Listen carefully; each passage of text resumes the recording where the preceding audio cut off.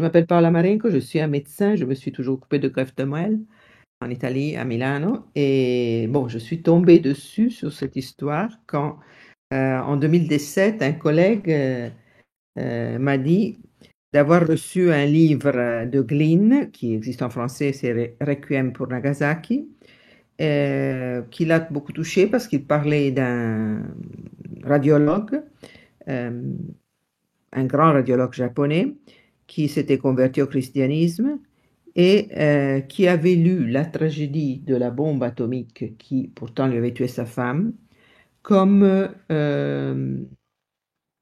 d'une façon vraiment incroyable, comme l'agneau du sacrifice d'un peuple de martyrs pour la fin de la Deuxième Guerre mondiale. Bon, je suis sortie, j'ai acheté le livre et il m'a tellement touchée que d'abord j'en ai fait cadeau à un tas d'amis. Mais bientôt, je me suis aperçue que euh, c'était vraiment un compagnon de mon chemin. C'est-à-dire, j'allais, comme un peu tous les saints sont, en fait. J'allais à l'hôpital le matin quand les choses n'étaient pas comme je voulais. Plutôt que de me fâcher, je pensais, cet homme-là, même sur la bombe atomique, il ne s'est pas fâché, il a fait une autre chose, enfin. Alors après, le fait de m'apercevoir que c'était une personne si importante m'a fait dire en 2019, mais je voudrais présenter sa vie à beaucoup de gens.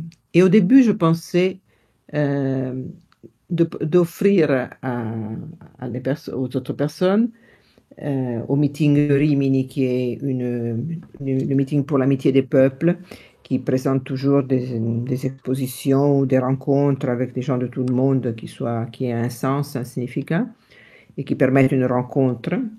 J'avais pensé au début de raconter sa vie avec l'idée que chacun puisse mettre ses pas sur la vie de Takashi et de Midori en pensant à ses propres circonstances de la vie et en se posant les questions pour soi-même.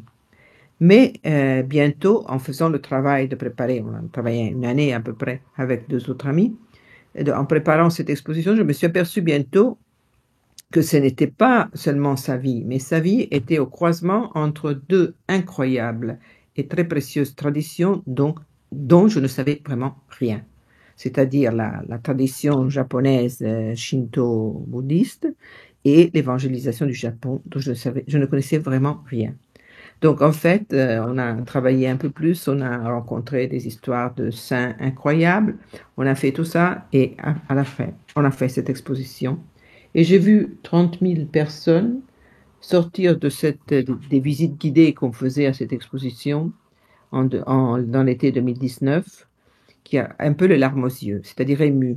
Et je ne pense pas qu'on puisse s'émouvoir tout seul. Je pense toujours que quand on est ému, c'est parce qu'il y a quelque chose qui a touché notre vie personnelle. Donc là aussi, après ce qui est arrivé encore, ça a été que, bon, 2019, août 2019, 4 mois après, il y avait le lockdown de la pandémie, du Covid. Et les personnes qui avaient demandé de faire l'expo dans leur ville nous ont demandé de le faire ouais, en web, enfin en ligne, parce qu'ils s'apercevaient que la question, mais comment fait-on avoir une espérance dans une situation comme ça? euh, Ils avaient recherché l'histoire de cet homme qui avait donné l'espérance dans une situation comme le désert atomique pour se demander d'où il allait l'apprendre, où il allait l'apprendre. Donc on a fait pas mal de rencontres en ligne avec des centres culturels ou des villes ou des associations en fait. Et on s'est aperçu que ça devenait vraiment un compagnon pour beaucoup de personnes. Voilà. Ça, c'est un peu l'histoire.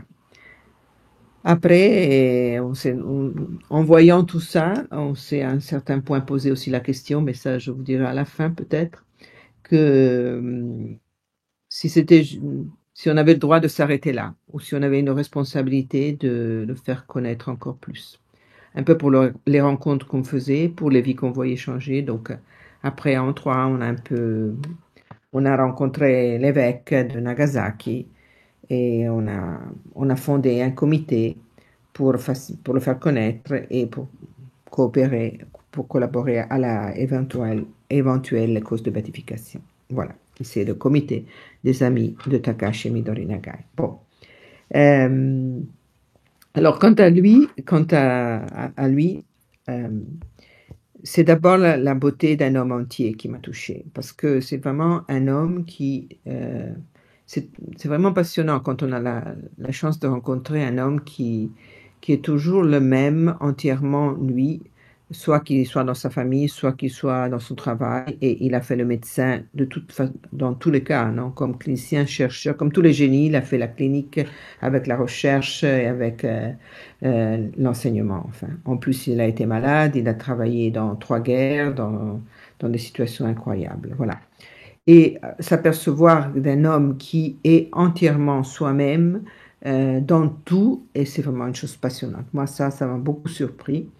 Et si aujourd'hui, on me demandait brièvement de définir Takashi, je crois que je dirais que c'est un vrai réaliste. C'est-à-dire qu'il part toujours de la réalité, qui d'ailleurs est le seul lieu où on peut rencontrer le mystère. Et l'autre chose, c'est qu'il est toujours loyal envers soi-même. Ça, vous vous apercevrez, il ne triche jamais. Il ne cache pas les questions que le réel, la précarité de la vie, les circonstances incroyables dans lesquelles il s'est trouvé lui ont posées. Il cherche des réponses, il les accepte d'où qu'elles viennent et il les vérifie dans son expérience. Ça, c'est vraiment une dimension de la grandeur d'un homme, je crois. Bon, maintenant, en plus, nous avons eu la chance depuis, bon, ça c'est beaucoup plus récent, de l'expo qu'on a fait en 2019, c'est-à-dire qu'un de nous trois, c'est le japonais, il travaille maintenant à Tokyo, quoiqu'il est italien, c'est un médecin aussi, Gabriele, et a commencé à traduire les livres écrits par Takashi Nagai. Donc on est passé du livre de Glynn, qui raconte très bien sa vie, sur lequel j'ai fait l'expo, au livre qu'il a écrit lui-même. Alors celui-là, qui est une autobiographie, a été extraordinaire pour moi. Et je peux vous dire, je suis autorisée à vous dire qu'il est en cours d'impression en français, il va sortir en 2024 par Cora. Alors c'est une autobiographie, le titre sera en français « Ce qui ne peut mourir » et le sous-titre « Un chemin d'homme ». Je vous dis simplement ça, ce livre, il l'a écrit en 1947, c'est-à-dire 2 années après la bombe atomique, 2 années après que sa femme était déjà morte, quand il était déjà alité pour une leucémie, et donc il était malade, il avait 320 000 globules blancs, et en un mois, il a décidé d'écrire ça, c'est-à-dire de décembre 47 au janvier 48. Donc c'était une chose lourde. Et il l'a écrit en 3e personne. C'est-à-dire qu'il parle. Alors, ça a été une tradition japonaise d'écrire des autobiographies le siècle précédent en 3e personne. Mais j'ai l'impression beaucoup plus qu'il a fait ce travail, s'est chargé de ce lourd poids pour raconter ce qu'un autre, avec la majuscule, a fait dans sa vie. Et vraiment, c'est un livre, je trouve, passionnant, parce que c'est vraiment l'expérience d'un chrétien, d'une personne qui devient chrétien, parce que justement, la vie il pose des questions, il les regarde, il vérifie des réponses. Et par exemple, l'évêque de Macerata qu'il a lu de nuit avant qu'on faisait la rencontre m'a dit « Mais j'entends parler là des sacrements comme en parlaient les premiers chrétiens. » Et c'est vraiment ça l'expérience qu'on fait. Bon, vous aurez l'occasion de... Pour l'instant, il est en italien et en espagnol. Non, si, les deux, on l'a en italien et en espagnol, celui-là. Bon, mais je vous raconte la vie, parce que... Bon. Et en même temps, je vous dirai les 4 points qui m'ont plus touché, pour lesquels j'ai décidé de faire l'expo. Parce que... Alors... D'abord, il est né en 1908 et comme chacun de nous, il est né et éduqué dans le contexte culturel de sa famille. Sa famille, son père est médecin, c'est celui-là. Sa mère est fille de samouraï, mais en même temps, elle a toujours aidé son père en soignant les malades. Donc, il a toujours vu quelqu'un dans sa maison qui s'occupait des malades. Celle que vous voyez là, c'est la chaumière qui est sa maison. parce que son père était médecin en campagne, c'est un petit village comme ça. Il est le premier de 5 fils et il habitait dans le sud du Japon, à Matsue, près de Matsue, qui est très proche de Itsumo, c'est un des plus grands sanctuaires shintoïstes. Alors, quand je suis arrivée là, je me suis dit, mais shintoïste, qu'est-ce que ça veut dire? Je ne savais vraiment pas ce que c'était.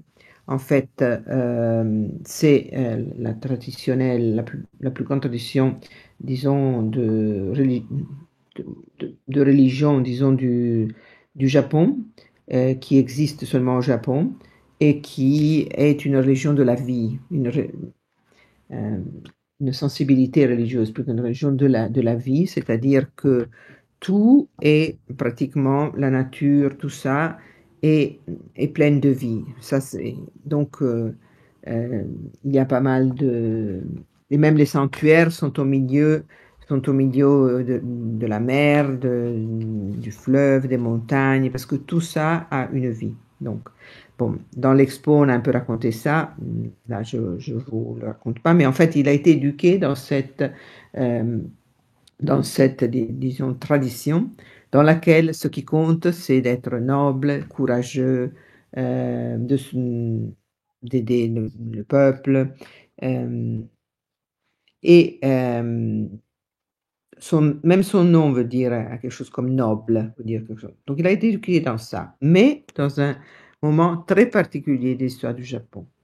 Parce que, on verra après pourquoi, mais le Japon a été pour plus que 2 siècles complètement fermé à l'Occident.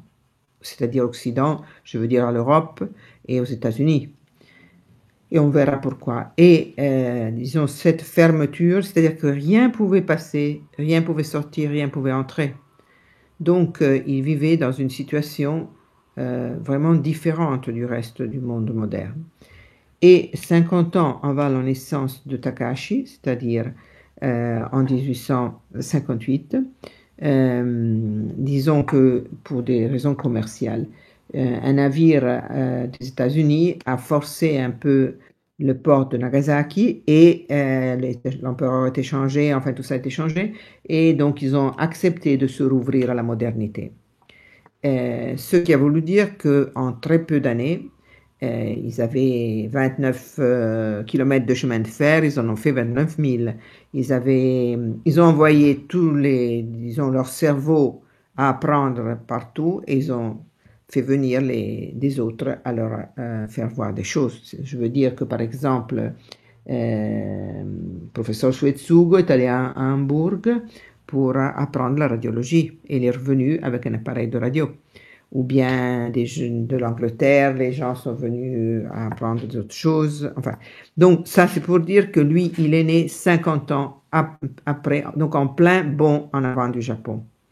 Le Japon est passé en 50 ans en un pays moderne, industriel, et ce qui a fait que quoi que Takahashi soit né dans une situation, dans une situation vraiment traditionnelle shintoïste, il a été, comme lui-même dit, déjà au lycée dans lequel il a rencontré des personnes occidentales, et d'autant plus en fac de médecine, il lui-même décrit dans son autobiographie qu'il a été attiré par le matérialisme. Il a dit, j'étais esclave du positivisme et du matérialisme parce que je pensais que l'homme n'était que matière, non?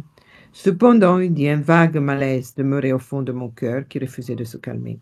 Et lui, c'est un jeune très, très sensible, très sportif, qui aime les poètes, qui aime les peintres, qui se promène avec les poésies dans les bois, en fait. Mais lui-même dit de cette chose.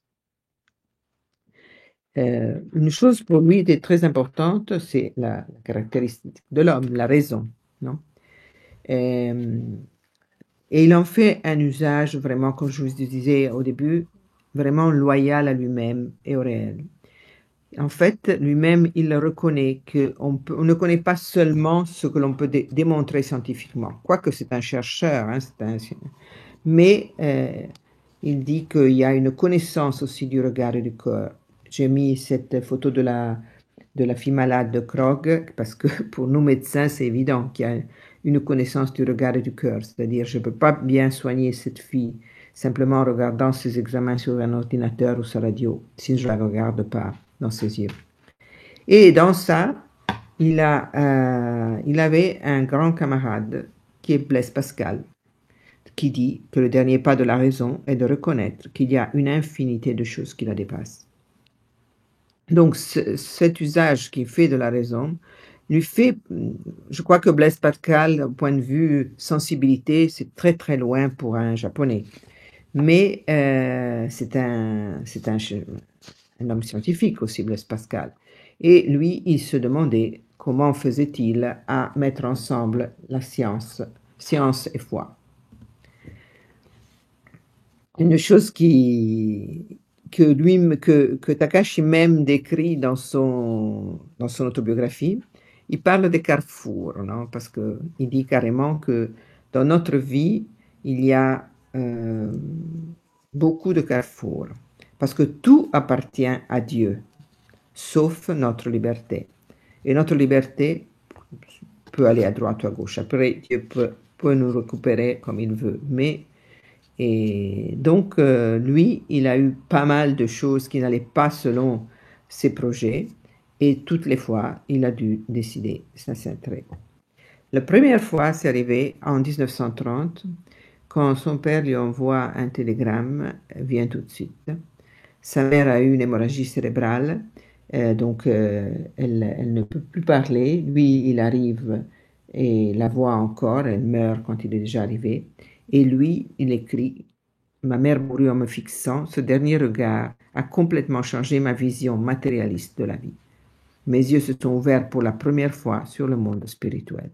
Oui, l'homme vivant est fait de chair et de sang, mais il y a quelque chose d'autre. L'être humain est une créature spéciale. » Alors ça, c'est la première chose qui m'a vraiment touché et m'a poussé à faire ce travail, parce qu'une raison si ouverte est une chose vraiment intéressante, parce que je pense que chacun de nous a eu des émotions qui d'un coup bouleversent, mais on peut très bien les remettre à terre en disant bon, reprenons la vie normale. Lui, il n'a pas fait ça.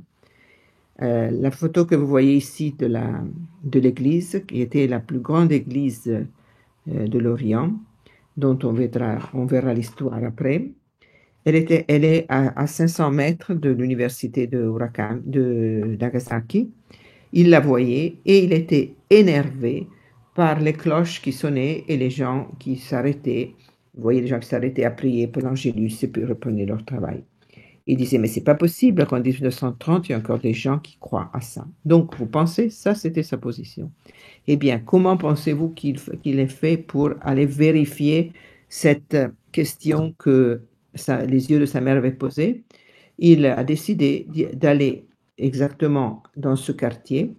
Là, vous le voyez, c'est un quartier des chrétiens qui s'appelle Urakami, où il y a cette église qui l'énervait. Il le voyait de son université.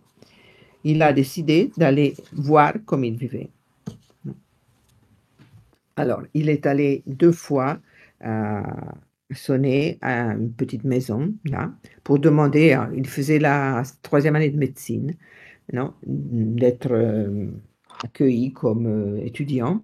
Pour 2 fois, cette famille Moriyama, qui ne savait pas qui c'était, hein. Après, nous, on sait maintenant que c'était les responsables de la communauté chrétienne de génération en génération, mais lui, il ne savait pas ça. Hein. Et pour 2 fois, ils disent, vous savez, on ne loge pas des chambres. À la 3e fois, ils revenaient de la messe, ils se sont dit, peut-être c'est Dieu qui nous l'envoie, et ils l'ont accepté. C'est mari et femme, et ils avaient une fille qui était maîtresse d'école dans un autre village et qui revenait simplement pour les vacances. Donc, il commence à partager la vie avec eux parce que il voit vivre le quartier de Urakami des chrétiens. Il voit comme cette famille vit.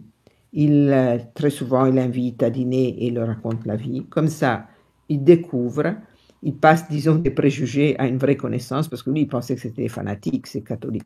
Non. Mais il commence à connaître leur histoire, et nous aussi, on peut la connaître, parce que ça a été. Alors, je vous passe un peu rapidement parce qu'il y a des très grands personnages des saints. Tu sais, il y a une histoire de saint qui commence avec François Xavier et qui termine avec Nagai, hein. Mais c'est un peu possible de raconter tout ce soir. Même si on a un peu de temps, on m'a dit, mais en fait, c'est un peu possible. Mais bon, moi, j'ai écrit un livre en racontant l'histoire du christianisme au Japon à travers ces saints. Mais il est en italien, c'est celui que vous avez vu maintenant, Volte di Santi. Il est en italien. En tout cas, moi, je ne savais pas que jusqu'au 1543, personne en Occident savait que le Japon existait et personne du Japon savait que l'Europe existait. Parce que en Chine, on peut y arriver même à pied, mais au Japon, il faut avoir un bon navire qui tienne bien les typhons. Le premier qui était arrivé, qui y a débarqué pour un typhon, c'était un navire portugais qui, en 1543, est arrivé au sud du Japon. Quelques années après, le 15 août, François Xavier, qui avait converti un Japonais qui lui parlait toujours son pays, débarque au Japon, au sud du Japon, pour annoncer l'évangile. Vous pouvez bien imaginer que ce n'est pas une parole de japonais, que c'était ce personnage étrange qui traduisait quelque chose de la doctrine, mais on est dans une période très particulière de l'histoire du Japon, c'est-à-dire que le Japon est en train de passer en ces années d'un Japon complètement féodal, fait de différents châteaux, chacun avec son daimyo, le prince, et les samouraïs et les paysans qui ne valaient rien du tout. Donc, il y a des luttes entre tous ces châteaux, disons, et donc il y a la guerre, il y a dévastation, il y a maladie, très pauvre en fait.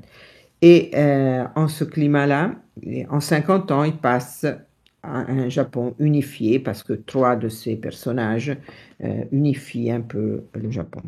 Donc, on appelle ces 50 ans le siècle chrétien du Japon parce que en très peu, on passe de rien à des dizaines de milliers de Japonais, de chrétiens japonais. Alors, François Xavier reste simplement 2 années, mais il laisse 1000 chrétiens dans le sud du Japon. Mais il y a eu disons, des jésuites de la Compagnie de Jésus qui l'ont suivi et qui c'était vraiment des personnages incroyables, des génies de la Renaissance, hein, qui se sont tout de suite aperçus que ils n'étaient pas en face d'un pays de personnes à civiliser. Ils étaient face à une différence culture. Ils l'ont écouté pour 2-3 années. Ils l'ont estimé. À la fin, le Valignano, qui était le responsable des missions de l'Église catholique de Rome vers les Indes, et qui est vraiment une personne incroyable, a rédigé le manuel missionnaire selon la méthode de l'adaptation au costume local. On est en pleine Renaissance, il porte des presses à imprimer, il fait le salon d'été dans tous les couvents des jésuites, il sait que les personnes aiment bien qu'on soit bien habillé, qu'on estime l'amitié, qu'on donne des cadeaux. Enfin, de cette façon, il obtient des terrains pour faire des séminaires, pour faire des églises, et surtout à Nagasaki, vraiment, il y a des collèges de musique, on écrit et on imprime en latin, en japonais, enfin, vraiment, il y a une série de choses. Même, là, vous voyez une photo de Luis de Almeida qui a commencé à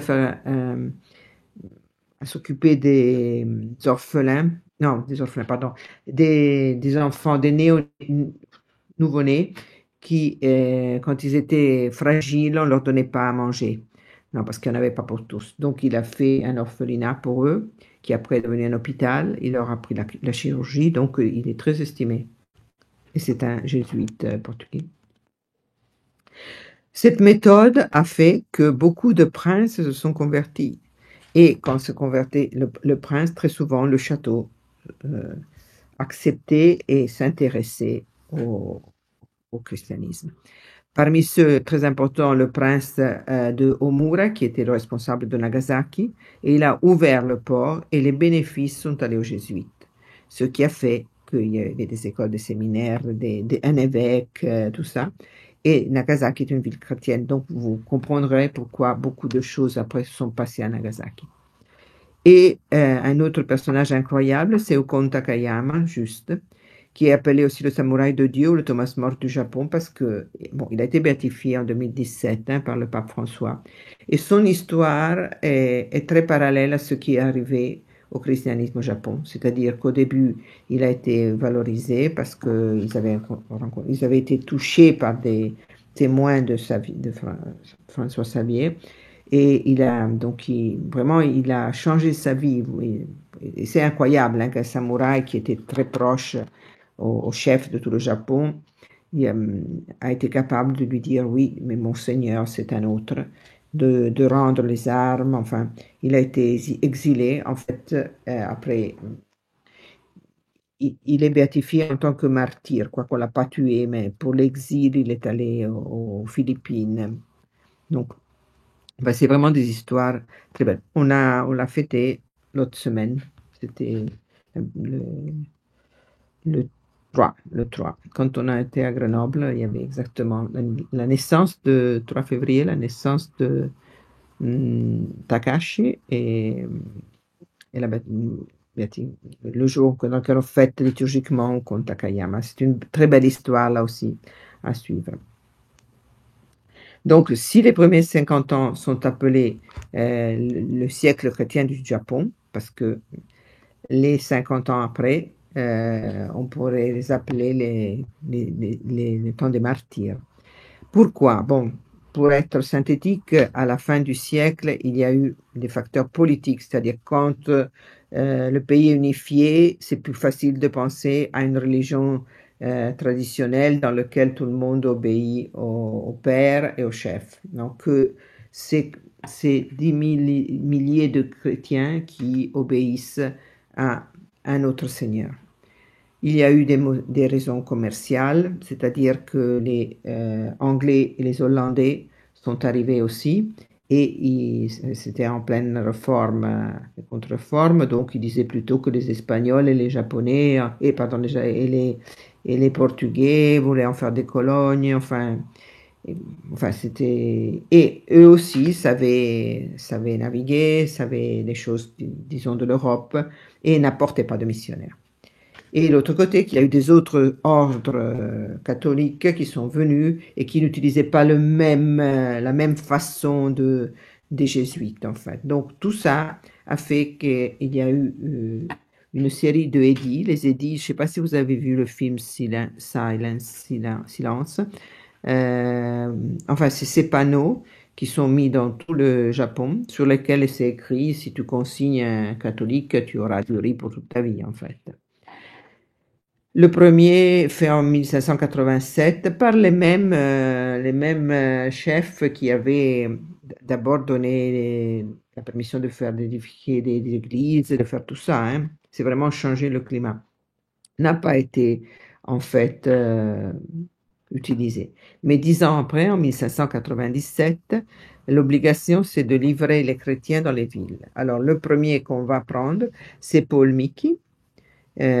Qui était un catéchiste du château de Ukon Takayama.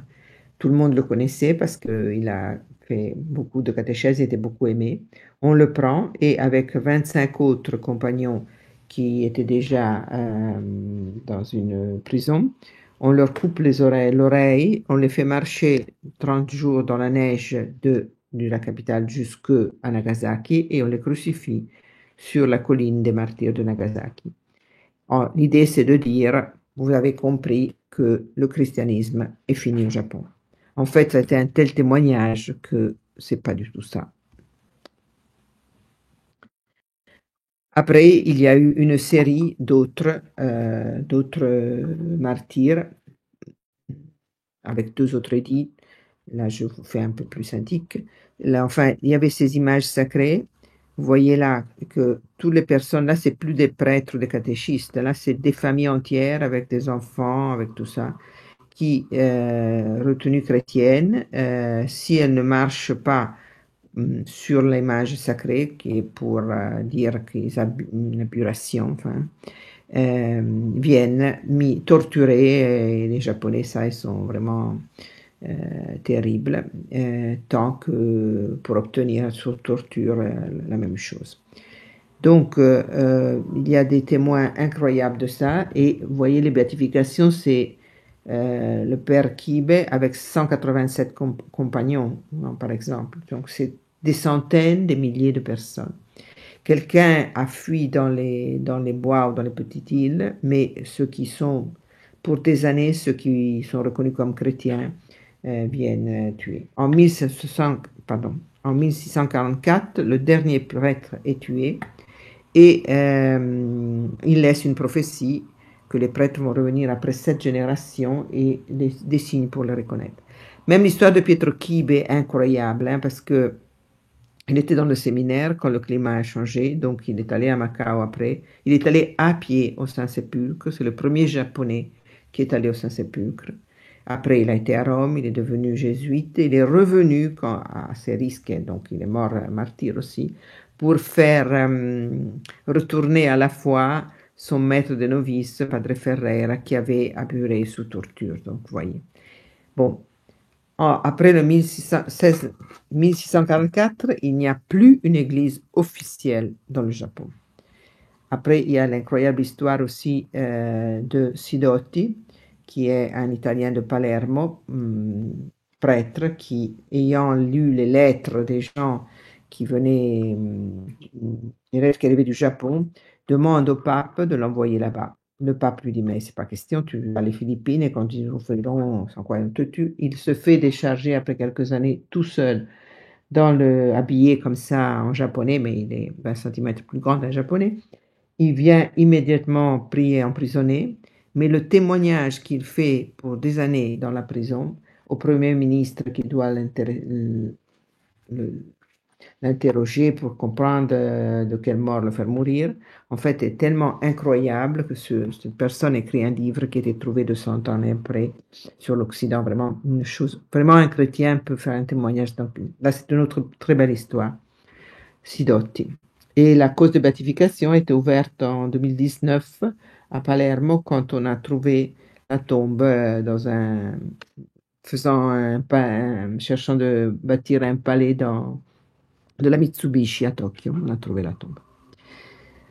Bon, enfin, c'est pour dire qu'il n'y a plus... ne perdez pas votre âme. C'était la façon dont se disait bonjour à Nagasaki, les chrétiens. Il ne faut pas perdre son âme, quoi que ça coûte. Enfin, 1644, le Japon s'appelle le Japon enchaîné, Sakoku. Il n'y a plus l'église officielle, mais pendant plus de 2 siècles, il y a les chrétiens cachés, c'est-à-dire des personnes qui, avec un mélange de bouddhisme, de choses, sans un prêtre, transmettent à leurs fils une foi, preuve de martyr. Il y a un responsable de la communauté qui donne le baptême et il y a quelqu'un qui signe, disons, les dates importantes de la vie. Ça a été, vraiment, moi, ça m'a beaucoup touché, ça, hein, parce que vraiment, ça donne l'idée que vraiment le baptême suffit pour être des personnes nouvelles. Et le pape François, quand il a fait la catéchèse du baptême, il a parlé de comment faisait-il?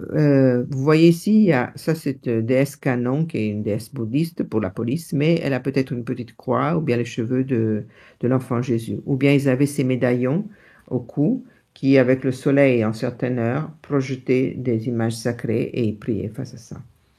Donc c'est vraiment une histoire incroyable.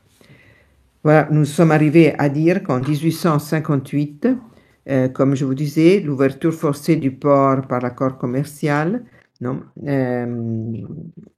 donc le port se rouvre, les étrangers arrivent et les Français envoient, enfin les missions étrangères de Paris, le père Petit-Jean va là-bas. Mais il y a toujours les édits. Donc, la France demande que pour les gens qui font du commerce puissent avoir leur lieu d'église. Donc, cette église qui est l'église de Oura dédiée au Paul Miki et ses 25 compagnons. Elle est bâtie sur le port. Maintenant, c'est patrimoine de l'UNESCO et elle est dédiée justement à 25 saints. Mais c'est seulement pour les étrangers. Elle est toujours défendue aux Japonais. Mais en mars 1865, le père Petit-Jean, un peu triste parce qu'il est tout seul, il pensait trouver les chrétiens cachés, voit arriver des femmes qui lui demandent, Élisabeth avec d'autres femmes, qui lui demandent s'il a une dame avec un enfant dans sa maison, à qui il répond et s'il est marié ou pas. C'est les trois signes pour le différencier des protestants, en fait, non? Et il dit, oui, il montre, là c'est le bas-relief qui démontre ça. Vous voyez qu'il montre la Vierge, il dit qu'il répond au pape de Rome et qu'il n'est pas marié.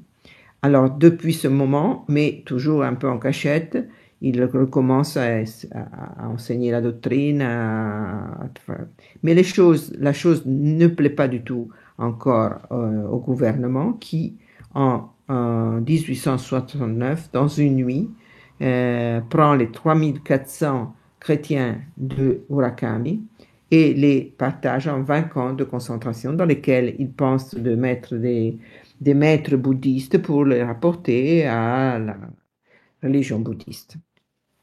Alors là, il y a un autre livre, celui-là vous l'avez en français, qui est au pas de la Vierge. On a été dans ce pèlerinage l'an passé, parce que ce qui s'est passé là, c'est que beaucoup de jeunes n'ont pas abjuré, et ils étaient comme là dans une cage, hein. Et autour d'eux, il y avait ceux qui avaient abjuré pour torture, qui pouvaient manger, tout ça. Et le frère d'un de ceux-là a fait un tunnel en dessous pour aller trouver son frère. Et quand il est arrivé, il dit, je suis venu pour tu ne te sentes pas seul, je ne suis pas seul. Toutes les soirs, il y a une jeune dame qui vient me voir. Et c'est vraiment la Vierge. Donc, cette persécution, en 1972, puisque quand disons, les commerces avaient été ouverts, mais quand les Japonais arrivaient en Belgique, en France, en Hollande, ils n'arrivaient pas à faire des traités commerciaux parce que les gens les traitaient en personnes sans civilisation, parce qu'ils traitaient mal les chrétiens. Alors eux, qui pensaient d'avoir affaire à quelques paysans, se sont aperçus que c'était l'Église, que tout le monde le savait. Et donc, ils ont demandé rapidement de faire revenir les survivants. Donc, en 1872, les survivants reviennent dans la désolation du Rekami, parce que 3-4 années, il n'y avait plus rien, et ils recommencent à cultiver quelque chose. Et avec le premier argent, ils achètent la maison de la police qui les avait arrêtés, et ils commencent à bâtir une petite église. Et quand, en 1889, disons, finalement, les édits sont enlevés et il y a une constitution moderne avec liberté de culte, donc 1744-1889, 250 ans, 120 prêtres. Et à ce point-là, cette église que vous voyez là, qui est celle que Takashi voyait de son université, est bâtie à peu près comme les cathédrales du Moyen-Âge, hein, c'est-à-dire chacun emmène un morceau. Hein.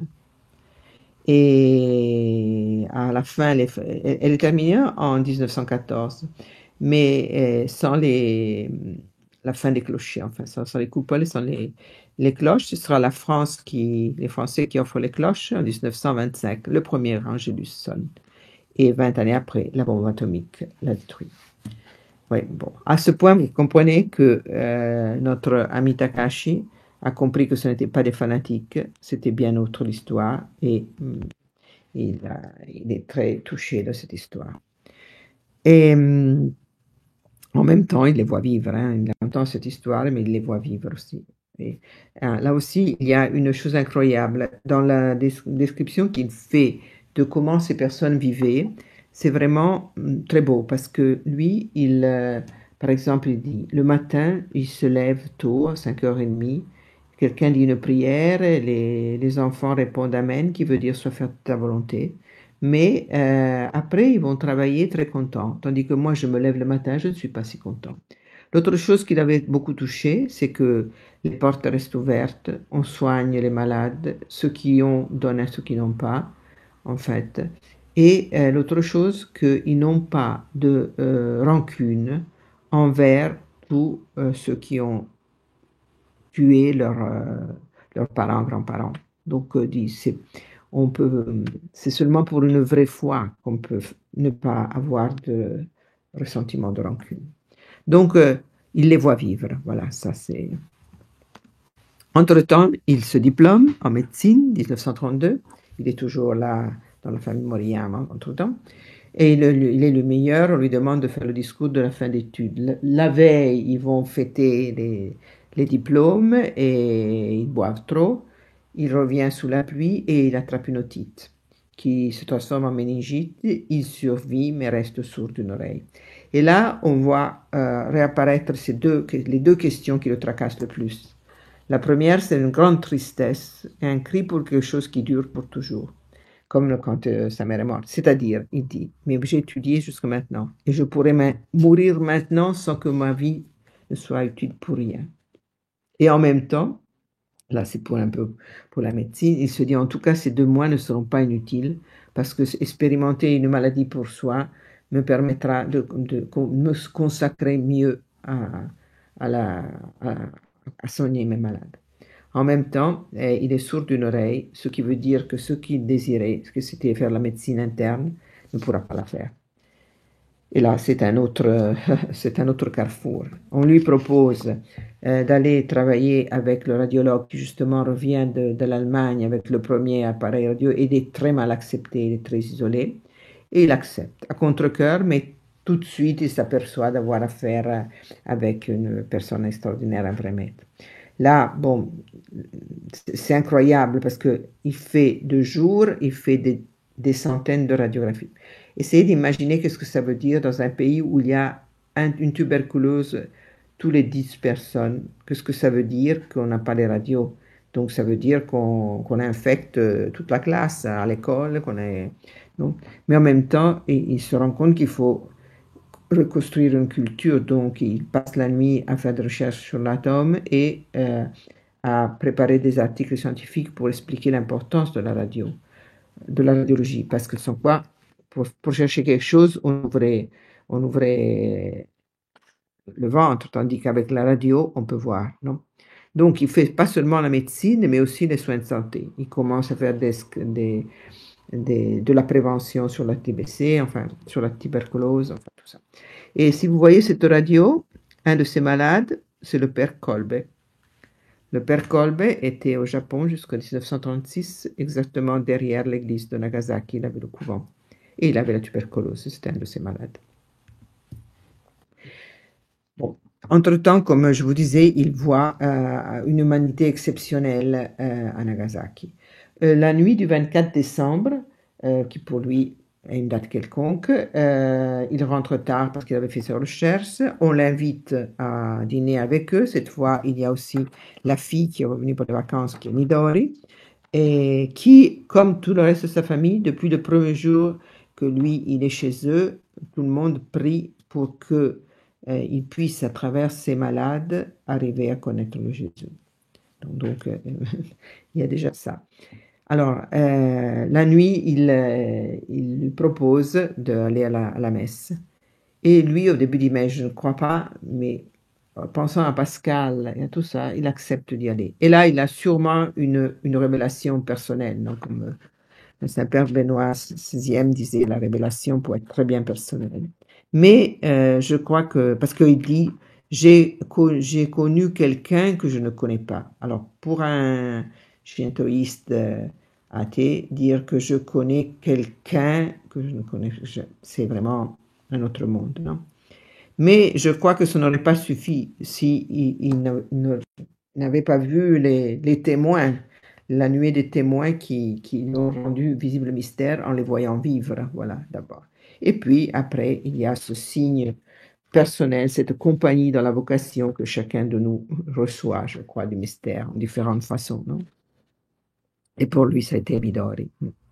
Donc cette messe est un point ferme. Là, il est tellement touché par ça qu'il n'arrive pas très bien à dormir le jour d'après quand il rentre. Mais quand il rentre, Midori, la fille, n'est pas bien. Enfin, elle a une appendicite qui est en train d'aller en péritonite. Il neige, il la charge sur ses épaules, la porte à l'hôpital.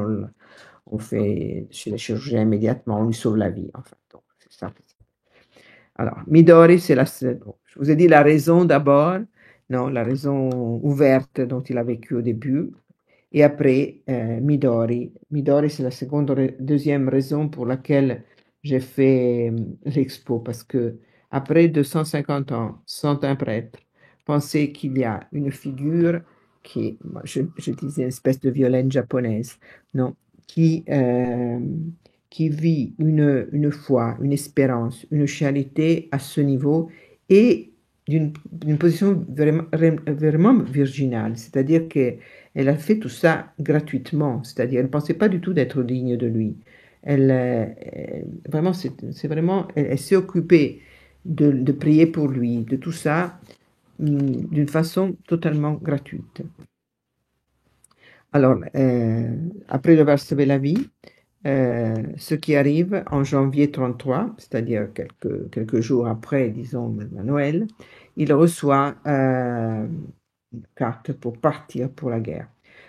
Parce que le Japon avait fait une vraie guerre d'invasion en Chine, en Mandchourie. La guerre allait très mal, même si la propagande ne le disait pas.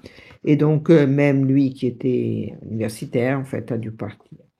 Donc, il est très triste parce qu'ils ont vu revenir, ceux qui sont revenus, ils étaient très mutilés, invalides, enfin. Et donc, le soir, avant le départ, Midori arrive avec un pull qu'elle a tricoté pour le remercier de lui avoir sauvé la vie. Et il lui dira, je prierai pour toi tous les jours.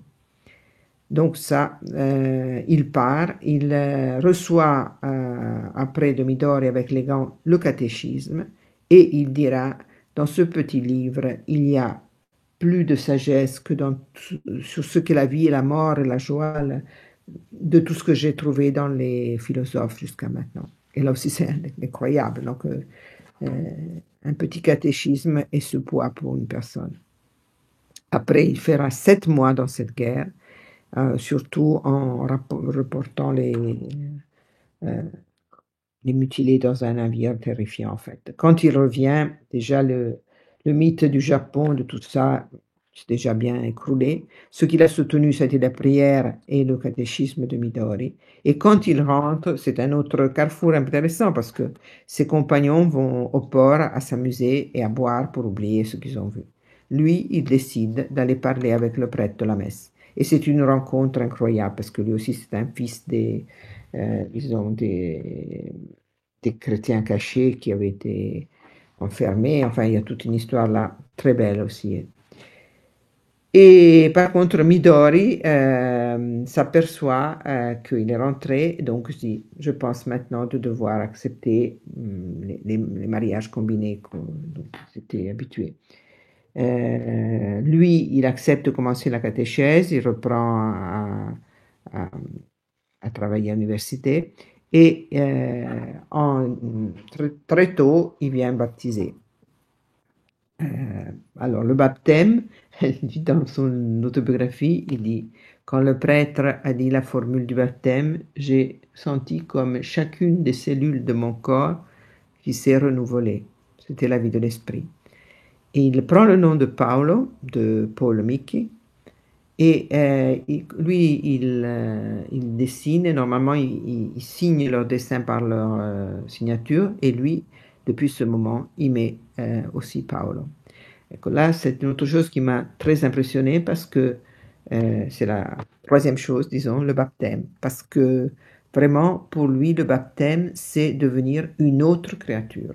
Une autre créature qui pense, qui juge, qui agit, qui fait la guerre, qui enseigne d'une autre façon, en chrétien.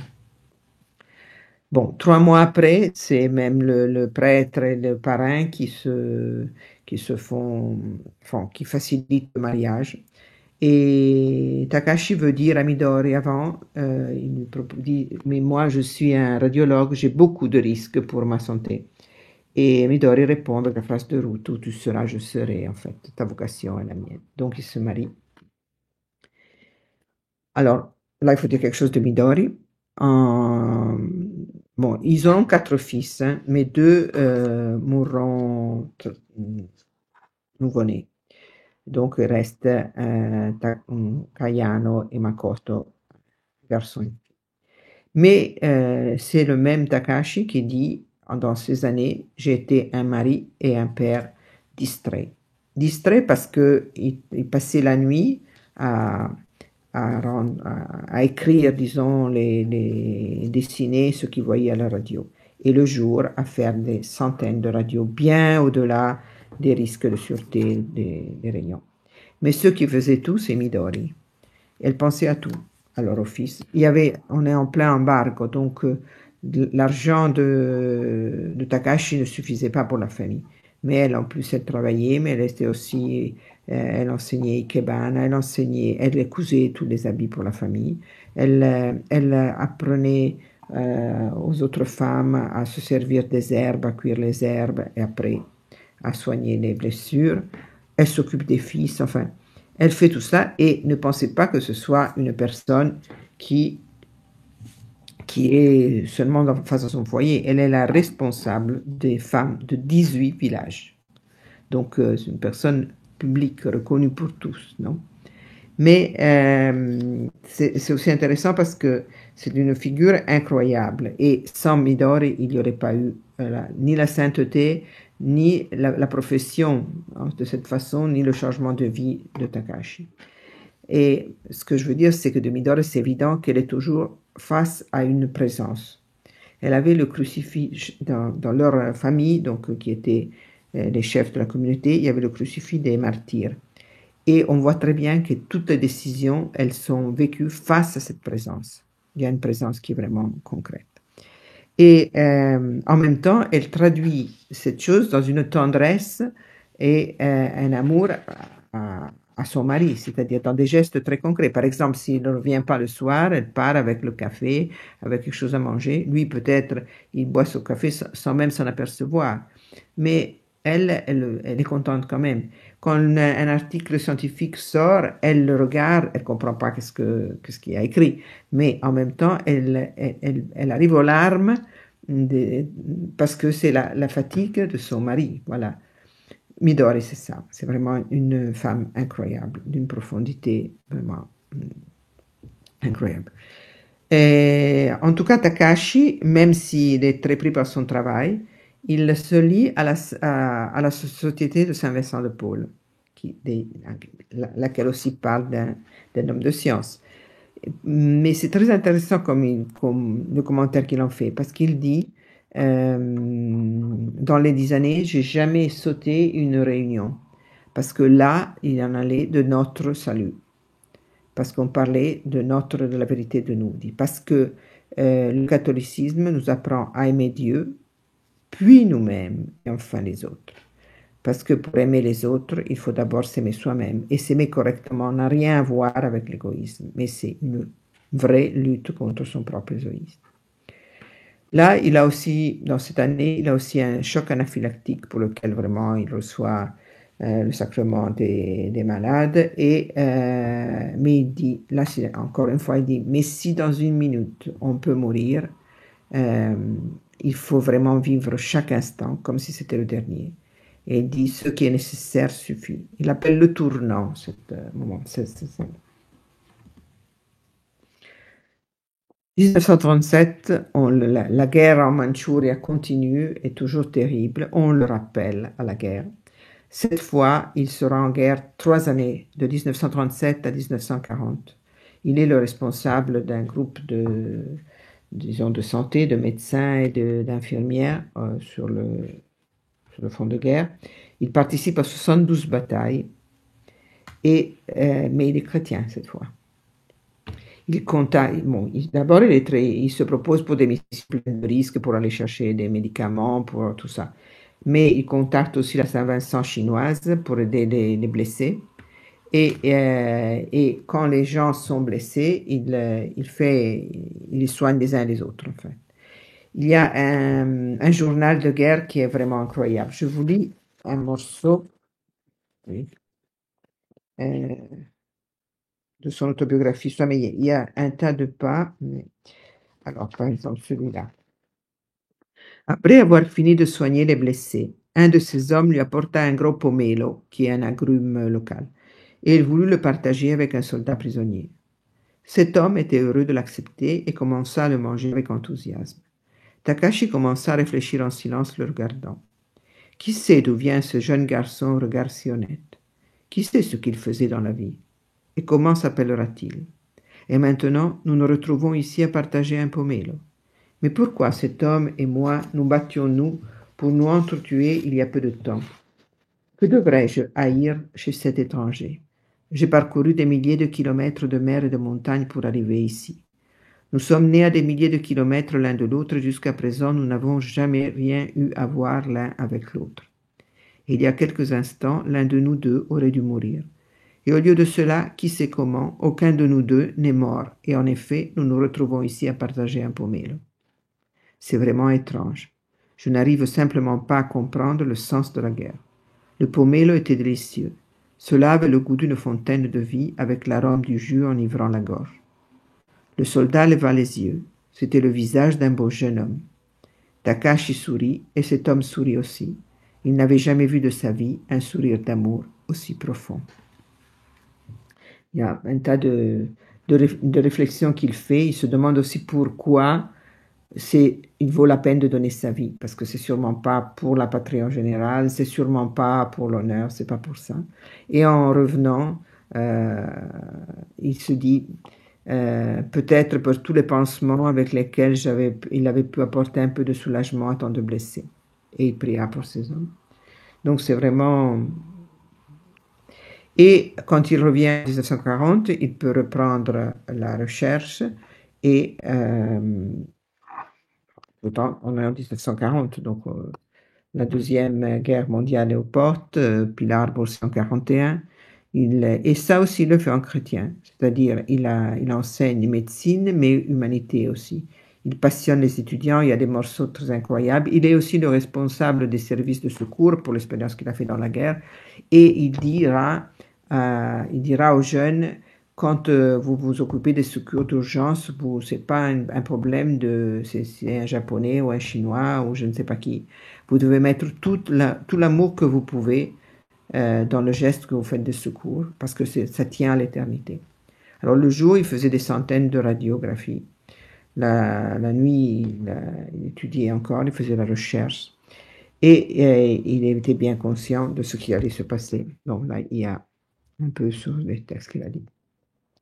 Il était toujours plus fatigué et en 1945, au mois de juin, il accepte de se faire une radio. Et là aussi, pendant qu'on lui fait la radio, il se fait la radio, il attend le résultat.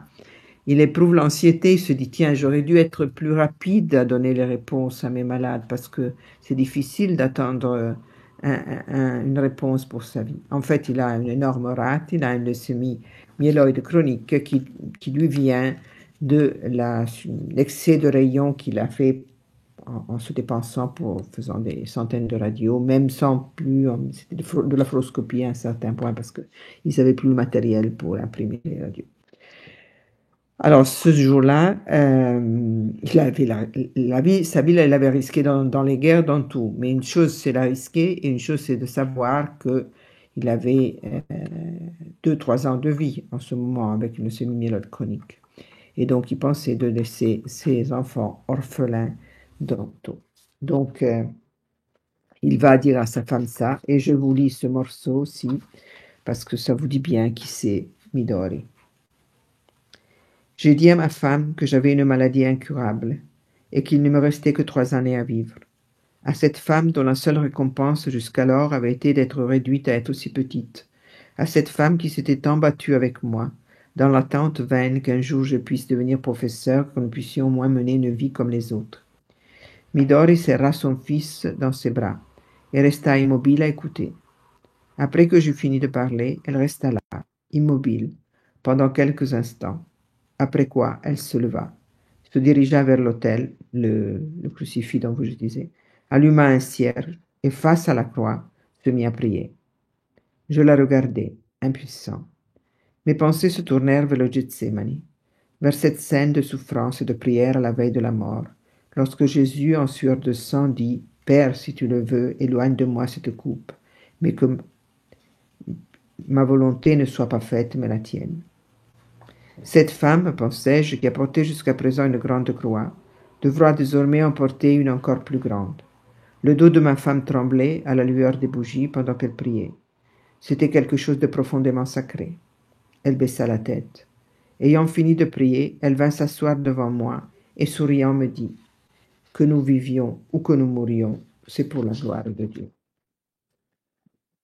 Je crois que ça fait bien comprendre qui c'est.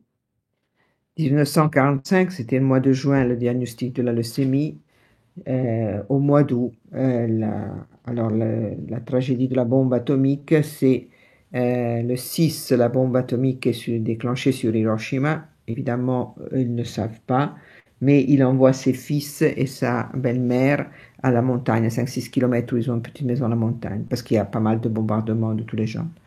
Le 8 soir, il salue sa femme parce que il faisait la nuit de garde. Donc, quand la bombe atomique arrive sur Nagasaki, que c'est le matin du 9, il était dans le bunker de la radiologie, qui en fait s'est écroulé et lui a coupé l'artère temporelle, mais en même temps l'a défendu parce que c'était un bunker anti-radio. Quand il a regardé dehors, ce qu'il a vu, c'est ce que vous voyez là. Des gens écorchés vivants, plus rien il y avait sur Urakami. Et l'église était détruite. Il y avait des gens qui couraient en flammes. Non? Donc, situation incroyable. L'hôpital écroulé. Malades, médecins, infirmières, presque tout le monde est mort. Ce qu'il a fait quand il est arrivé à sortir, il a, avec son sang sur un drap, il a fait un drapeau du Japon et l'a planté à côté. Et les gens sont un peu, là c'est vous voyez l'hôpital, sont accourus et ils ont essayé d'aider ceux qui pouvaient aider. Mais il y a eu 40 000 morts en une minute. Après, il est resté là 3 jours, tant que les médecins militaires des autres villes sont arrivés. Après, il est allé voir à Urakami chez lui, bien imaginant que si sa femme n'était pas arrivée, c'est parce qu'elle n'était plus. En fait, quand il arrive, il trouve à côté du mur de leur cuisine, qui est tout démoli, il trouve des eaux carbonisées et le chapelet fondu de sa femme. Alors il comprend qu'elle est morte en priant. Là, c'est son dessin. Il a dessine comme sur le champignon atomique, comme une vierge à son. Alors là, c'est incroyable. Son autobiographie termine en ce jour. Il l'écrit comme ça. Il regarde, il n'y a plus rien. Là, c'est la photo des médailles que j'ai pris au musée cette année et elles sont fondues aussi. Donc, il voit que tout ce pourquoi il a vécu, alors tous les papiers scientifiques sont brûlés, sa famille est brûlée, la ville est brûlée, ses élèves sont morts, les labos ne sont plus là, les prix qu'il avait pris sont fondus, enfin. D'abord, il prend les os de sa femme et il va les porter au cimetière, les ensevelir entre les 2 enfants morts nouveau-nés. Après, il revient et il se rend compte que tout ce pourquoi il a vécu jusqu'alors n'existe plus. Il s'évanouit et quand il se réveille, il se met à genoux sur les cendres en priant. Et il entend une voix qui dit « Ciel et terre passeront, mais mes paroles ne passeront pas. » Et il dit « C'était la voix de Jésus. » Il termine comme ça son autobiographie, qui est écrite en 47, mais il la termine en 45 comme ça. Mais il rajoute un post-scriptum qui est, je crois, le plus grand choix de la nouvelle vie dans laquelle il entre. Moi, j'avais été, quand j'ai fait la 4e point que je vous disais de l'expo, j'avais été touchée par son choix de rester là et de la pauvreté d'esprit, la pauvreté qu'il avait choisie. Mais on comprend très très bien que ça c'est le plus grand choix qu'il a fait dans sa vie et la chose plus importante, un peu comme tous les saints. Et je crois bien qu'il a pris de sa femme, même quand sa femme n'était plus là. Il a compris le chemin que sa femme a parcouru dans sa vocation et de quelque façon, c'est sa femme qui a introduit Takashi dans l'amitié qu'elle vivait avec le Seigneur, vraiment, d'une façon très claire. Il rajoute ce post-scriptum au livre qui dit tout ce qui est péri, tout ce qui est mort, qui n'est plus, c'est parce que était de nature à mourir. Mais on ne peut pas vivre pour une vie sans le sens. Il faut trouver ce qui ne meurt pas. Voilà le titre du livre.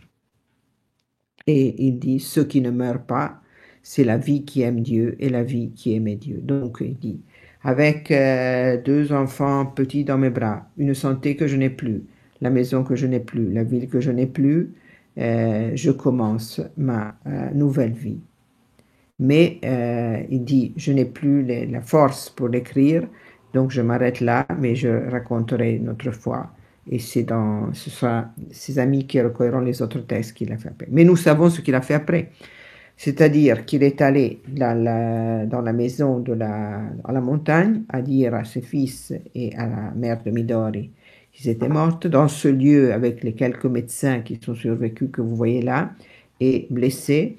Il commence à recueillir les gens qui s'éloignent du fallout atomique. Parce que 40 000 personnes sont mortes tout de suite et 40 000 après de la maladie atomique que personne ne connaissait et que lui commence à décrire, non? Parce qu'il est toujours un chercheur. Là, la photo que vous voyez, c'est une photo vraie de lui qui a été faite par les Américains. C'est lui qui, tant qu'il peut, il marche à accrocher un bâton et il essaye de comprendre cette nouvelle maladie dont lui-même il a des tissus autour de sa blessure à la tête qui se nécrotisent en fait, qui ne tiennent plus. Il risquera de mourir aussi. Et en tout cas, tant qu'il peut, il essaie de la décrire, de la comprendre, de comprendre cette nouvelle maladie et d'aider tout le monde. À un certain point, il n'arrive plus à marcher. Entre-temps, quand vous le voyez avec les moustaches et la barbe, c'est le temps de la réflexion sur son deuil, en fait. Et dans cette réflexion, il s'aperçoit de 3 signes, et je vous dis un des 3, qui est que la bombe atomique n'était pas destinée à Urakami. Elle était destinée à une autre ville où il y avait une usine qui faisait des munitions, mais il y avait le ciel couvert, on ne voyait pas le Versailles. Le deuxième Versailles était l'usine Mitsubishi de Nagasaki, qui était une usine de guerre en ce moment. Mais il y a eu un problème à l'avion qui portait la bombe et il n'était pas sûr d'y arriver. Donc ils l'ont déclenché sur Urakami, qui était en pleine période de prière pour la Vierge de l'Assomption, et l'église était dédiée à elle. Et lui, en réfléchissant sur ça, il dit, ça ne peut pas être un cas que Dieu a permis que cette bombe qui a permis la fin de la Deuxième Guerre mondiale soit tombée sur un peuple de martyrs choisi comme l'agneau du sacrifice pour la fin de la guerre. Alors on lui avait demandé de faire, là vous voyez la photo de la première messe pour les morts de la bombe atomique, qui était le 23 novembre 1945. Et lui, on lui avait demandé de faire le discours de laïque à la messe. Il dit cette chose. Vous pouvez bien imaginer que c'est pas passé pour tout le monde. Mais après, en voyant comme il a vécu, tout le monde a compris. Ça, c'est une lecture chrétienne d'une tragédie incroyable. Et là, il en parle vraiment, il faut le lire. Je vous ai dit que je pense que la décision plus importante de sa vie, ça a été que le 15 octobre 1945, il a décidé de revenir malade avec tout ça, à habiter au milieu de ses cendres. C'est-à-dire qu'il met un toit où il y avait le mur de sa cuisine et il décide de rester là. Et là arrivent tous les gens qui reviennent de la guerre, qui reviennent des camps de concentration en Sibérie, partout. Et ils ne trouvent plus rien, ils ne trouvent plus leur maison, ils ne trouvent plus leur fils, tout. Et à beaucoup d'eux, il leur propose de rester, de ne pas fuir, mais d'aller au bout de ça. Jusqu'au juillet 1946, il arrive à aller enseigner. L'université est déplacée à Omura, ça fait 2 heures de voyage. En juillet 46, il s'évanouit à la gare et depuis lors, il est étendu dans un lit, il ne peut plus bouger. Qu'est-ce qu'il fait pendant tout le temps? Il s'occupe du bien de tout le monde. Parce que vraiment, le petit bien, on voit ça, on a vu ça dans la guerre d'Ukraine, on voit ça, qu'il y a un petit bien que chacun peut faire qui à la fin l'emporte sur le mal. Il fait des choses incroyables. Là, par exemple, le 24 décembre 45, vous imaginez que les pauvres gens qui sont là, dans ces choses détruites, dans des cabanes de fortune, avec peut-être une boîte de thon passée par les Américains, rien d'autre à manger, avec Hank Yamada qui voulait fuir, mais les restés sont devenus amis, il sort la cloche des ruines de la cathédrale et il sonne l'Angélus. Voilà, ça, c'est lui qui dessine la chose comme ça. Donc, imaginez qu'est-ce que ça veut dire pour les gens entendre cette nuit l'Angélus. Et de là vient le titre du livre, le premier livre qu'il a écrit qui est Les cloches de Nagasaki, et vous l'avez en français, il a été réédité par Tao récemment. Et puis, il reçoit, bon, les gens n'ont rien mangé à peu près, non? Donc, tout ce qu'il reçoit, parce qu'il traduit des tests de Bruce Marshall, il le partage avec les gens. Enfin, il tient très peu pour lui, et le reste, il le donne pour les étudiants, pour faire les écoles, pour rebâtir tout, l'église, l'école, tout. Il reçoit un prix, il fait planter 1000 cerisiers près de les ruines de la cathédrale, parce qu'il faut repartir de la beauté, enfin, et demande à chacun de faire ce qu'il peut. Il dit, moi, je ne peux rien faire, j'ai la tête et je peux écrire. Et donc, il a écrit 20 livres. La progression de la leucémie, là, vous voyez qu'il est chez lui, et il enseigne à ses enfants, et les gens commencent à venir le chercher. Pourquoi le chercher? Parce qu'il arrive vraiment à donner l'espérance à tout le monde. Il y a un livre qui, pour l'instant en italien, qu'il écrit, c'est l'avant-dernier livre qu'il a écrit en quittant ses enfants, c'est-à-dire qu'il raconte à ses enfants qu'est-ce qu'il a découvert de la vie.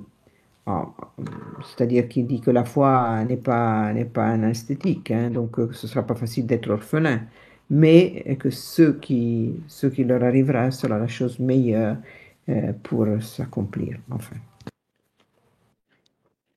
Il est docteur d'école, il y a vraiment des quantités de gens qui viennent de tout le Japon le chercher. En 1848,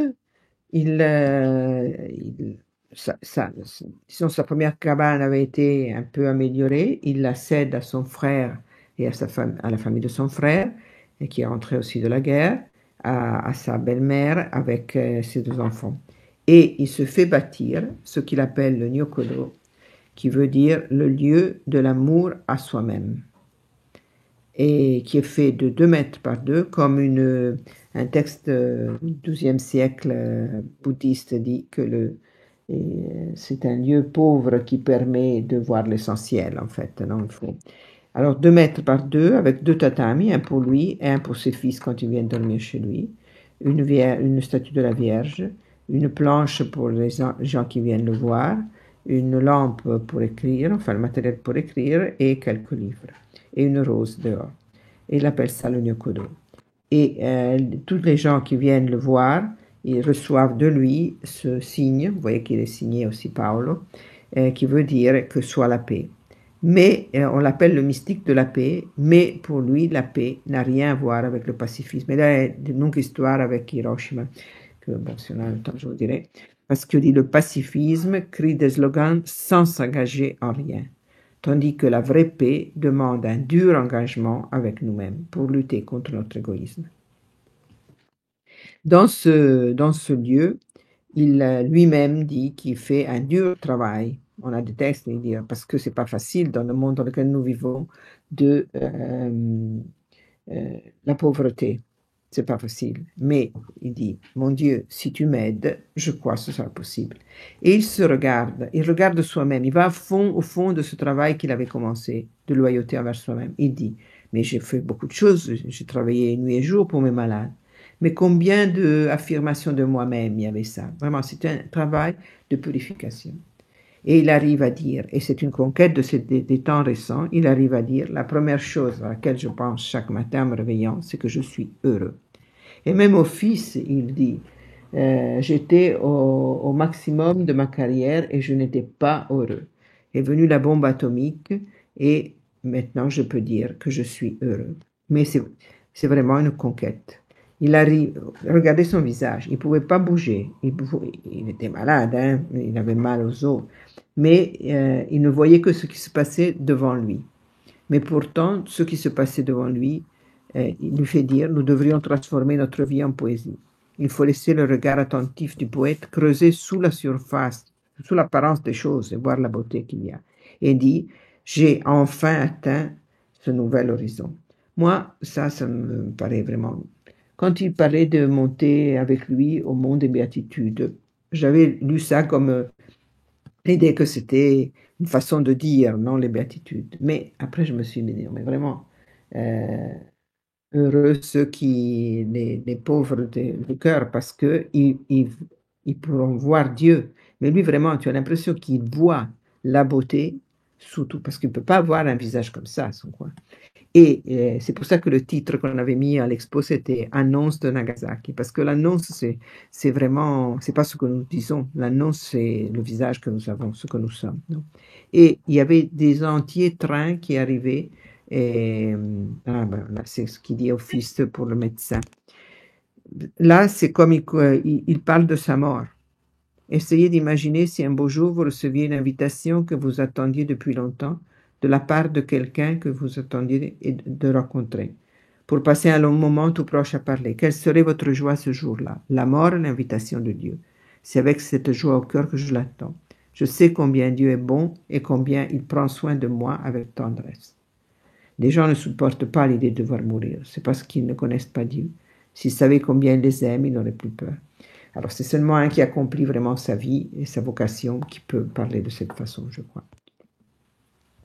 En tout cas, les gens, le pape lui envoie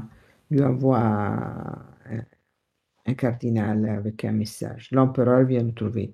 Les médecins catholiques italiens, je me suis demandé comment ils faisaient à le connaître, mais il avait fondé en 1942 avec 2 collègues les médecins catholiques japonais.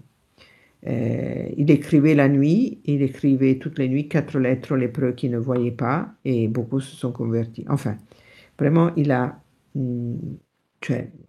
y avait des centaines de personnes qui allaient le chercher.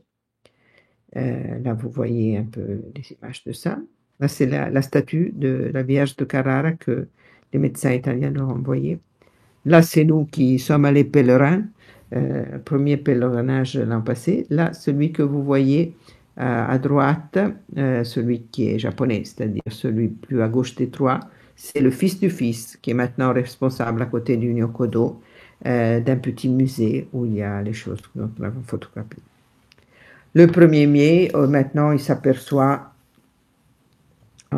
qu'il est à la fin, en fait, pour sa leucémie et pour tout le reste.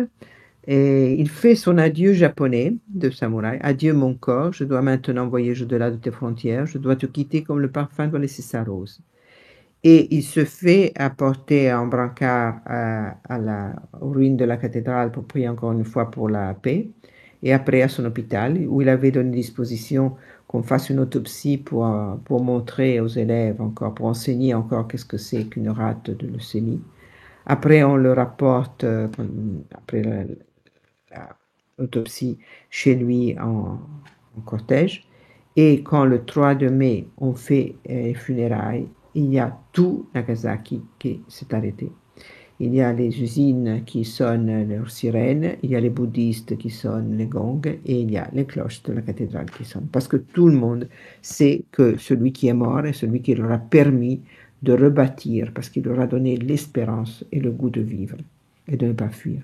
Et ça, on l'a démontré historiquement, c'est-à-dire qu'on a contacté, on avait trouvé une thèse de doctorat d'un Américain, prof d'histoire à l'université, qu'on a contacté, avec lequel on a fait une très belle rencontre, qui avait eu la tâche de voir comment était allé, après la bombe atomique, les rapports avec les Américains qui étaient là et qui donnaient des choses, et les Japonais. Ils ont dit ça a été très mal, c'est-à-dire on a tenté de tout, de donner des choses aux enfants, de faire l'école, de faire les balles avec les geishas et tout ça. Ça n'a jamais marché, excepté à Nagasaki, où la communauté catholique a fait la différence, et surtout le docteur Nagai. Et 70 ans plus tard, je crois que nous aussi, nous avons été touchés par le témoignage d'une amitié inépuisable, parce que celle que je vous disais que Midori a un peu entraîné dans son chemin son mari, parce que je crois que la grandeur qui touchait, c'était de voir une personne qui n'avait pas besoin que les circonstances fussent différentes pour être en paix. Et ça, je crois que c'est vraiment le salut. Enfin, une amitié tellement certaine que on n'a pas besoin que les circonstances changent. Et ça, je crois que ça a été aussi la chose qui a touché, parce que on a vu des gens qui nous ont demandé ça, même dans les récentes alluvions ou bien dans la guerre d'Ukraine. Enfin, les gens, on en a parlé aux gens de Moscou, on en a parlé aux gens du Kazakhstan. Vraiment, des gens nous ont demandé d'où vient cette espérance. Là, vous voyez une photo de l'expo du meeting 2019, de laquelle je vous disais, cette responsabilité. Après, on a suivi les rencontres qu'on a fait. À peu près occasionnellement, pour un avion, là, vous voyez une famille d'Italiens qui travaillent à Tokyo, qui est allé à Nagasaki en pèlerinage, mais le jour d'avant, ils parlaient en italien. Deux personnes dans le jardin leur ont dit, mais comment se fait, vous êtes ici pour Nagai? Ah, Nagai, et c'est l'évêque de Nagasaki, et vous voyez là. Et donc, il y a eu une rencontre. Quand on a demandé à l'évêque qu'est-ce qu'il pensait de Nagai, d'une cause de béatification, il a dit, finalement, quelqu'un me le demande, et Midori aussi. Bon, après, ils sont japonais, donc c'est très loin, Rome est très loin. Là, on a fondé le comité des amis, parce que je ne sais pas si vous savez comment se font les causes de béatification, c'est-à-dire que c'est le peuple, la vox populi, qui dit, selon nous, ces personnes vivent une charité, une espérance, une foi, de façon, une vertu extraordinaire, non? Et on doit démontrer ça. Après, il faut un acteur de la cause qui donc propose on voit cette question, et on devient saint chacun pour son tour, hein, en parallèle, mais insolite, on dit, mais la femme et le mari, il faut, chacun fait son procès. Et l'évêque, où il est né à la vie ou bien au ciel, est celui qui doit ouvrir la partie de la diocèse et voir si c'est vrai, écouter les témoins, enfin si c'est vrai, c'est pas vrai que les vertus sont extraordinaires, enfin tout ça. Et donc c'est l'évêque qui doit le faire. Après, si c'est démontré, toutes les choses passent à Rome, au pape, qui donne à la congrégation des saints la tâche de vérifier si c'est vrai. Si c'est vrai, après, il faut la signature de Dieu qui sont les miracles. Voilà.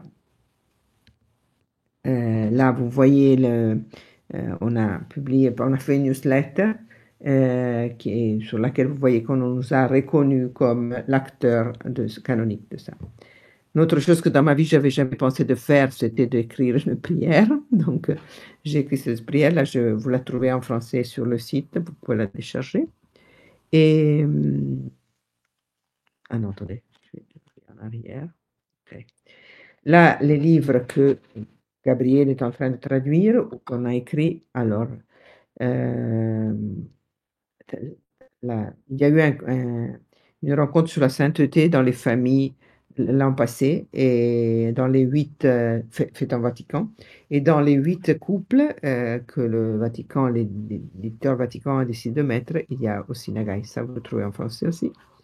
Ça, c'est les cloches de Nagasaki, le premier livre qui a été fait, le pas de la Vierge. Et celui-là, c'est celui dont je vous dis une chose qui va être traduite. Je vous dis que ça donne, il est en train de donner espérance aussi aux médecins après le choc de la pandémie. Cette croix qui est en tortue, tortue, en écaille de tortue, a été apporté en 1951, envoyé par les fils et le frère de Takahashi au médecin catholique italien qui lui avait envoyé la statue de la Vierge. Et on l'a apporté parce qu'on l'a retrouvé euh, dans le siège des chrétiens catholiques, pardon, des médecins catholiques italiens. Et donc on l'a apporté là, vous voyez, une rencontre avec le cardinal qui suit les médecins catholiques et on a apporté aussi cette croix. Le premier pèlerinage, vous voyez la statue d'Italie envoyée par Casey.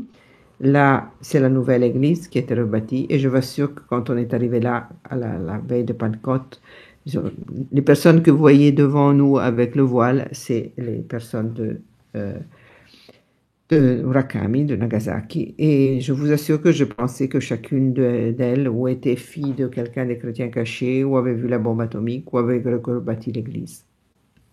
Il y a aussi cette belle histoire de cette Vierge, si on a le temps, je vous la raconterai. Et par exemple, il y a beaucoup de choses qui sont en train de se passer pour la paix. Là, c'est une église qui est sur le lac Majeur et qu'un prêtre nous a demandé de faire des panneaux de l'expo pour le laisser permanentement sur l'histoire de Nagai pour que les personnes qui passent dans cette église dont il a voulu faire un sanctuaire de la paix puissent lire son histoire. Le 3 juin de l'an passé, à Tokyo, où nous avons parlé à l'université, c'était la semaine des États-Unis sur la paix et elle est introduite par l'histoire de Nagai. Là, vous voyez une fille de sa sœur. Voilà. C'est possible de recevoir la newsletter. Pour l'instant, elle est en italien ou en anglais. Il suffit vous allez sur le site pour la privacy, vous devez livrer les choses. Et en tout cas, nous avons besoin de chacun de vous, des amis de Takashi, d'abord pour que leur vie change la nôtre, pour les compétences, pour coopérer à la cause éventuelle de canonisation, qui est une responsabilité morale et aussi économique. Pour le site, par exemple, on pourrait faire le site aussi ajouter en français, le site, si on avait des ressources, pour des donations, pour les livres, enfin pour tout ce que vous pensez puisse servir. Bon, je vous remercie.